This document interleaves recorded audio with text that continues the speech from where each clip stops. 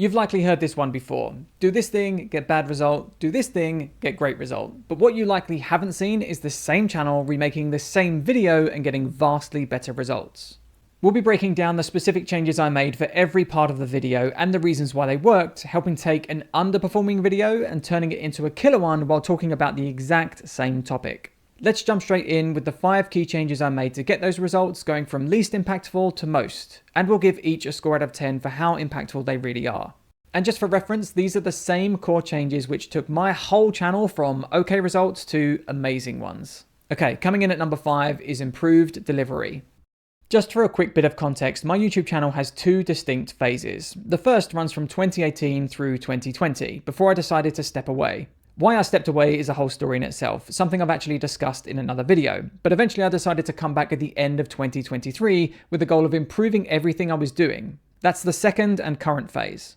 So from a delivery point of view, my first phase didn't change very much. I stood in front of a beige wall with pretty terrible lighting, my speech was wooden, and I'm really not showing any hint of personality. It doesn't feel particularly natural.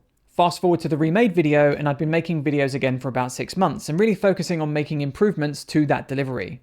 The first thing I looked to change is how things looked. I wouldn't call it a professional setup by any means, but I tried to make the backdrop a little more interesting while investing in some better lighting just to give it a higher quality feel. The 2 main things I changed was to buy a cheap softbox and an LED light that stood behind me to give the background a bit of color. It's not the best in the world, but compared to what it was, it's vastly better. Now, I did also change the audio setup with a shotgun mic just out of shot, but to be honest, I still think it wasn't the best, so that didn't really change much. And then given more experience of speaking and delivering content in the years since the first video, I just started to speak more naturally while coming out of my shell a bit more with smiles and the odd joke here and there. Now, the speaking part is something that will develop over time, but the quality of production is something you can improve very easily and cheaply just by spending some time learning about proper lighting and positioning. And there's plenty of videos out there that can help you do that. This is the exact one I watched some years ago from Ben Johnson. All of that said, I would say these changes are about a 3 out of 10 for impact. Yes, a better set, lighting, and more importantly, decent audio will help, or in my case, half decent audio, but if the content you're delivering is good, I don't think you need to stress too much about a perfect setup. Okay, moving up to number 4 is visuals. For the content I create, the A-roll is not the most important factor, but rather the visuals that help me explain the concepts I'm talking about, a lot of which can get quite technical. In the first version, and for a lot of the first phase of the channel, things were pretty simple. A lot of the time I'd just be talking over footage of my writing, or showing images of things I was talking about. They did the job, but coming back to the channel, I knew they could be better. So I started adding more variety of B-roll and using it more often so there wasn't such big stretches of me just talking, as well as using specific shots to demonstrate what I was talking about and highlighting things I wanted them to see. And then I also just spent more time on graphical demonstrations to help people understand the concepts I'm talking about. All of these things came together to make the visuals a lot more engaging while helping the viewers understand the lessons that I was trying to get across. And this is anecdotal, but I really feel that people value a video more when they can see a lot of work has gone into it, which definitely came across in the new version. And because of the nature of what I'm talking about, and with it being a physical activity, the visuals really help people learn and take action. And it's definitely worth doing, even though it is a lot of work. So for impact, I would say this is a 5 out of 10, specifically for my motorcycle channel, Life at Lean. For you, I just consider how important the visuals are to what you're actually saying. For example, in this channel, I don't need the same level of visual detail because I'm not explaining complicated concepts or actions, so I can get by with things like text overlays, general B-roll, or just the occasional demonstration. So just think about how you might be able to improve the visuals to help people understand what you're talking about, but don't go over the top if you don't need to. Coming in at number 3 is script improvements. So for this, I'm referring to the core of the video specifically, not the intro or the hook. And this didn't really change that much, but the changes I did made will have helped retention. I did add a bit more content to give context that spoke to different audiences, which is something I'll explain later, but the key changes was how I created loops. For most of my videos, I have a pretty clear format. There's an intro, and then a small number of clearly defined sections. This didn't really change. But what I did do was continually open loops between sections that would be closed later. For example, I hint at a myth around the writing technique and the big problem it causes early in the video. Then I close that loop with a solution later on. But this can be done on a micro level between each section too. A very simple way to do this is to create tension at the end of a section which gives them the feeling that they need to keep watching into the next one, which in practice might look something like this. And understanding how the throttle affects your line like this is going to give you a whole new level of control. But if you don't understand when to open it, you're still leaving yourself open to the number one throttle control mistake. And then you just move into the next section where you explain that mistake and give the solution for it. This line in the middle very quickly establishes tension and the feeling like they need to keep watching, because I know they don't want to make the number one throttle control mistake.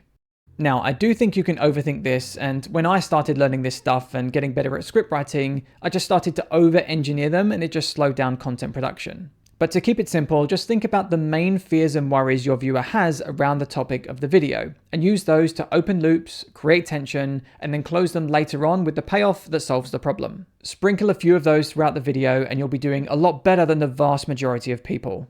So for impact, I'd give this a 6 out of 10 for how it helps retention, which is a key indicator for YouTube when it comes to recommending your videos.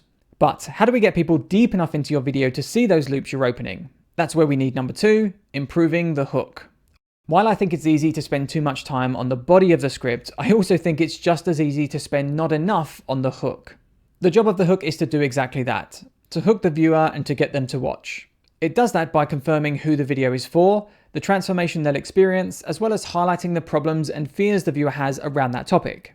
This is all done in the first 20 to 40 seconds of a video, and honestly, it's a whole masterclass in itself. Now, I was doing those things in the first version of my video, but the points I was hitting were nowhere near juicy enough because I'm talking about very specific technical aspects, not the deeper fears and desires that come from them. Let's see that first version.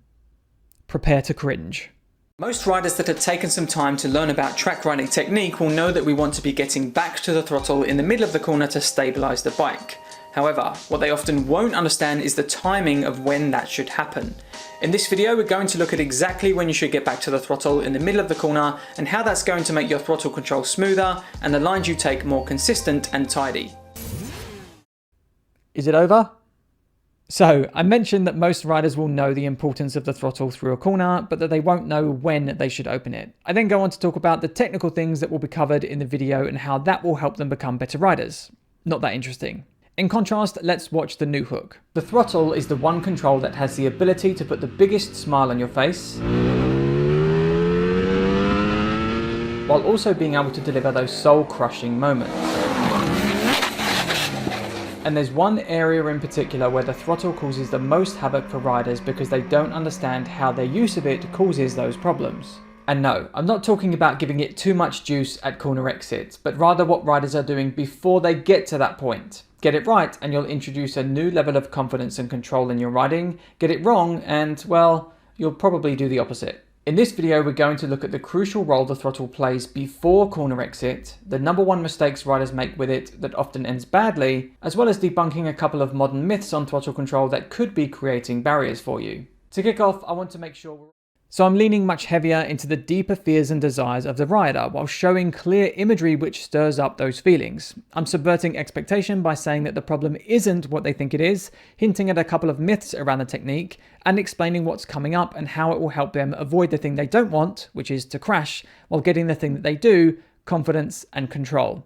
Far more enticing. Now, this isn't the only way to create hooks, but again, to keep it simple, if you're focusing on confirming who the video is for, drilling into the problems and fears your audience has while teasing the transformation they're going to get, again, you'll put yourself ahead of a lot of people. And for impact, I would say this is an 8 out of 10 because it's a critical piece in helping people understand they've clicked on the right video and to carry on watching. So the hook needs to confirm the click, but you can only do that when you know what they've clicked on, bringing us onto the most important change in all of this, improving the idea and packaging. So your first question is probably, why is he saying idea? Surely he already has the idea if he's remaking the same video. But there's a common misconception about what the idea really is. As you can see, we can have two videos which teach the exact same thing, but the angle is completely different. So the idea isn't the topic, but rather the framing of the topic. This is where you need to start when coming up with video ideas, and it's what will give those videos a specific direction. You need to think about how you're going to frame a topic in your viewer's mind so that they feel compelled to click. So in the case of the earlier video, the framing is teaching track riders the correct time to open the throttle and how that helps them go faster. Outside of track enthusiasts, not that appealing. In the new version, it's showing riders that if they keep making this big throttle control mistake, eventually they're going to crash. Now, the earlier video framing was totally unintentional. In the first phase on YouTube, I'd think of a topic to write about, produce a video, then come up with a title and thumbnail quickly just before posting. But you need to do this the other way around. Come up with your idea, which is the framing of the topic, and then work on your title and thumbnail from that framing, and only once you've done that should you start working on the contents of the video. And in the case of my title and thumbnail changes, the new version is speaking to their desires. They want to look like this rider. It hints at something they might be doing wrong with the throttle, the consequences of doing that, and teasing that this is the biggest mistake the riders make. You need to think about the psychology of the viewers in your world, and just like the hook, tap into the deeper emotions that will get people to take notice. Now, earlier on, I mentioned that I added content for different audiences, and that's because when I came back to YouTube, I made a conscious decision to tap into the broader motorcycle audience and to stop just speaking to track riders, which is a very small one. So the framing of the topic and the packaging are now angled at sporty riders, which could be road or track, opening up a massive new audience to my content. And I think this decision, coupled with the overall improvements to my ideas, titles, and thumbnails, is what made the biggest difference by far. So for impact, I would give this a 10 out of 10, and I would say that this can be attributed to the vast majority of my success since coming back to YouTube. So what we've just covered are the key changes I made to go from okay results to amazing ones on my channel. But around this same time, I was also making changes to my business to go from barely making a livable wage to bringing in over $100,000 in the last 12 months. And you can check out this video here where I detail my exact journey and the key things that I changed in my business to turn it all around. But outside of that, thank you so much for joining me for this one, and I will see you in the next one. Take care.